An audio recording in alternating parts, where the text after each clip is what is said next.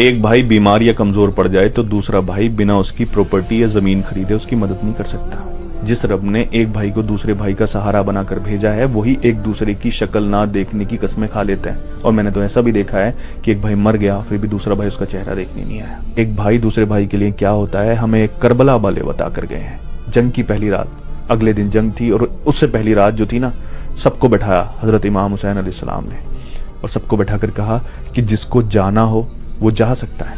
जंग छोड़कर, मेरा साथ छोड़कर जिसको जाना हो वो जा सकता है। मैं यहाँ बैठे हुए सबको जन्नत की बिसारत देता हूँ। अगर कोई छोड़कर चला भी जाएगा तो उसको जन्नत मिल जाएगी। और फिर इतना कहने के बाद जो चिराग वहां जल रहा था वो चिराग बुझा दिया ताकि लोगों को वहां से उठने में, वहां से उठकर जाने में शर्मिंदगी ना हो। थोड़ी देर बाद कहा कि अब्बास चिराग जलाओ।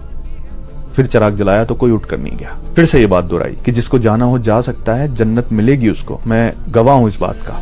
फिर से चिराग बुझा दिया। थोड़ी देर बाद कहा कि अब्बास चिराग जलाओ। ये 3 बार किया, कोई भी वहां से नहीं गया। ये देखिए, हजरत इमाम हुसैन को अपने भाई हजरत अब्बास पर यह भरोसा था कि सब जा सकते हैं, मेरा भाई अब्बास नहीं जा सकता। इसलिए बार बार कहा कि अब्बास चिराग जलाओ।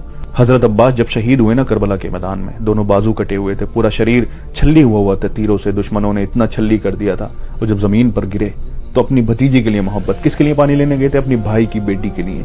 ये होता है भाई। फिर जब घोड़े से नीचे गिर गए, हजरत इमाम हुसैन ने उन्हें अपनी बाहों में, अपने बाजुओं में लिया। तब पता है वो क्या कहते हैं? वो कहते हैं कि भाई मुझे, मेरे जिस्म को यहीं दफन कर देना, वहां लेकर मत जाना। मैं शर्मिंदा हूं, अपनी भतीजी के लिए पानी नहीं ले जा सका।